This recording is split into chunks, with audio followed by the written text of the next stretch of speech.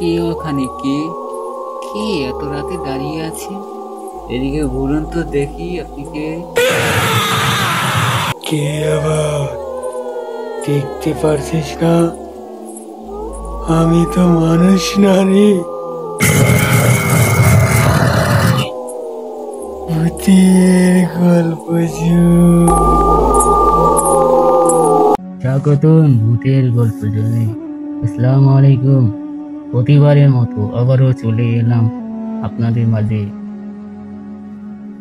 আপনারা কোথা থেকে আমার এই গল্পটি শুনছেন অবশ্যই কমেন্ট বক্সে জানাবেন। আজকের গল্পটি একটি সত্য ঘটনা, যা সম্প্রতি ব্ল্যাক ম্যাজিক বা কালো জাদু নিয়ে। এই গল্পটি পাঠিয়েছেন রংপুর থেকে মিকা পারভিন। গল্পে যাওয়ার আগে একটা কথা, আপনারা যদি নিজেদের জীবনে ঘটে যাওয়া কোনো ভৌতিক বা অদ্ভুত ঘটনা আমাকে পাঠাতে চান, তাহলে আমাদের হোয়াটসঅ্যাপ নম্বরটি দেওয়া আছে ডেসক্রিপশন বক্সে। তাহলে চলুন গল্পে চলে যাই। আজকের গল্প কালো জাদু বা ব্ল্যাক ম্যাজিক। আসসালামু আলাইকুম, আমি নিপা পারভিন। আমার বাড়ি রংপুরে। আমি কিছুদিন ধরে ভূতের গল্প শুনে যাচ্ছি, তাই ভাবলাম আমার জীবনের সেই ভয়ঙ্কর ঘটনাটি আপনাদের সঙ্গে শেয়ার করি।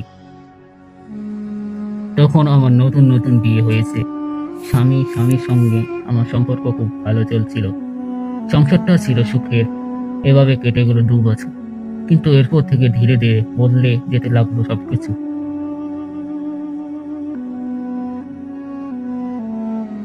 আমি বুঝতে পারছিলাম না কেন যেন স্বামীর সঙ্গে সম্পর্কটা নষ্ট হয়ে যাচ্ছে।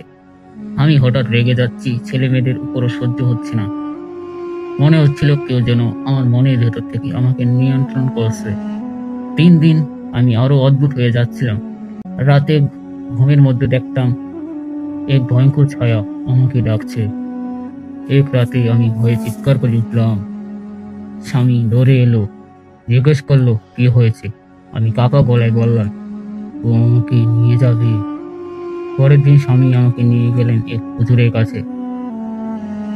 সব কথা শোনার পর হুজুর বললেন, তোমার উপর কালো জাদু করা হয়েছে। এই জাদু খুবই বিপজ্জনক, যাকে বলে মরণ ফাঁদ। তুমি ধীরে ধীরে মারা যাবে। আমি ভয়ে কাঁপছিলাম। জিজ্ঞেস করলাম, কে করেছে এটা? হুজুর বললেন, সব জানতে পারবে কালকে রাতে। আজ রাতে তোমাদের বাড়িতে জিন পাঠাবো, যারা তোমাদের ক্ষতি করবে না। তারা শুধু জাদুর বক্সটা খুঁজে বের করবে। রাতে 2টার সময় আমরা একদম চুপ করে বসে রইলাম। হঠাৎ দরজার শব্দ, তারপর পাশের ঘরে অদ্ভুত আওয়াজ। মনে হচ্ছিল ঘরে সবকিছু উল্টে পাল্টে যাচ্ছে। এরপর একটা জোরে ধাক্কা, এরপর সব নীরবতা। ঘরে উঠে দেখি ঘরে সবকিছু ঠিকঠাক, শুধু একটা অদ্ভুত সুগন্ধ ছড়িয়ে আছে চারিদিকে। পরে হুজুরের কাছে গিয়ে জানলাম, তারা জাদুর বস্তুটিকে সেটি ধ্বংস করেছে। আমি এখন সম্পূর্ণ নিরাপদ। আর যে কালা জাদু করেছিল সে ছিল আমার নিজের ননদ।